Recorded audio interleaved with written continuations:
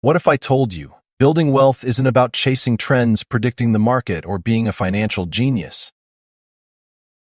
What if it's actually more like planting a garden? Think about it.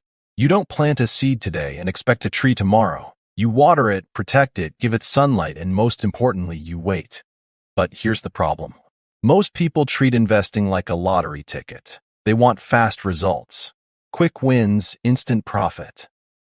And when that doesn't happen, they quit. That's why so many people struggle financially. Not because they lack money, but because they lack a system. In this video, I'm going to show you a powerful concept called Investing Garden, a mindset and strategy that can completely change how you build wealth slowly, steadily, and sustainably. If you've ever felt stuck, confused, or overwhelmed by investing, this approach will make everything simpler. So stay with me, because by the end of this video, you'll see money growth in a way you've never seen before. Let's start with a simple question. Why do some people consistently build wealth, while others stay stuck no matter how hard they try? It's not luck. It's not even income. It's how they think about growth. Most people approach investing like hunting, quick action, quick reward. But successful investors, they think like gardeners. They understand that wealth is something you grow, not chase. The investing garden concept is built on three simple ideas: planting, nurturing, and harvesting. Planting is where you start putting your money into assets. Nurturing is the discipline, adding consistently, protecting your investments, and staying patient. And harvesting, that's when your money finally works for you.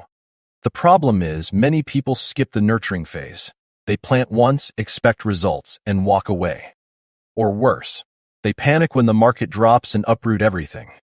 In this video, we'll break down how to build your own investing garden step by step, so your money grows even when you're not watching it. Every garden starts with one thing: planting the right seeds. In investing, your seeds are your assets. This could be stocks, mutual funds, ETFs, or even government-backed instruments like bonds or sukuk.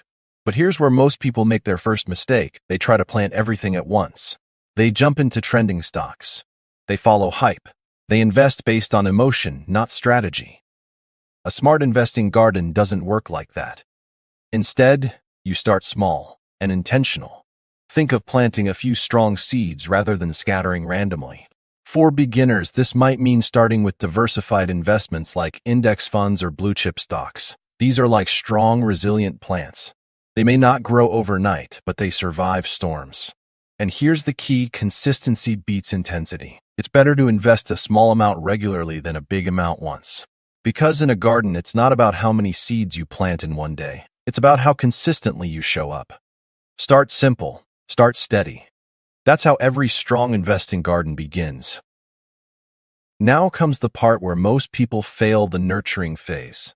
This is where patience is tested.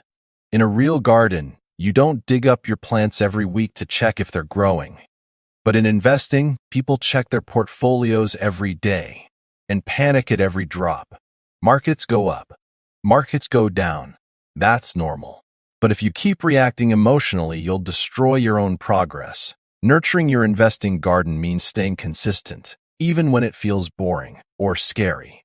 It means continuing to invest regularly, monthly, if possible. It means reinvesting your returns instead of spending them.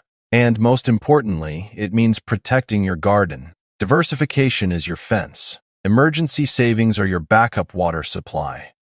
Without them, one bad season can wipe everything out. The truth is, wealth is built in this quiet phase, not during hype, not during trends, but during discipline. If you can master this stage, you're already ahead of most people. Now let's talk about the part everyone wants: the harvest. This is when your investments start to grow, not linearly, but exponentially. At first, it feels slow, almost invisible. But over time, something powerful happens: compounding. Your returns start generating more returns. It's like a tree that begins producing fruit, and those fruits grow into more trees. But here's the catch: if you harvest too early, you stop the growth cycle. Many people make this mistake. They cash out too soon, just when things are starting to work. A true investing garden requires timing. You don't harvest because you're impatient. You harvest because you have a goal. Maybe it's financial freedom. Maybe it's buying a home. Maybe it's securing your future. The key is knowing when to let your garden grow and when to take from it. And if done right, your garden doesn't just give you one harvest, it keeps producing for years. Let's be real, building an investing garden sounds simple, but it's not easy. Because the biggest challenge isn't money, it's mindset. Here are the most common mistakes people make. First, impatience. They expect results in months, not years. Second, inconsistency. They invest only when they feel like it. Third, emotional decisions, buying when prices are high, selling when prices drop. And finally, comparison, looking at others' success and feeling left behind. But here's the truth, every garden grows at a different pace. Your job isn't to compete, it's to stay consistent. Shift your mindset from how fast can I make money to how long can I stay invested, because time, not timing, is your biggest advantage. If you can stay in the game long enough, even small investments can turn into something meaningful, and that's the beauty of the investing garden. It rewards patience, not perfection. So here's the takeaway. Building wealth isn't about chasing the next big thing. It's about planting wisely, nurturing consistently, and harvesting patiently.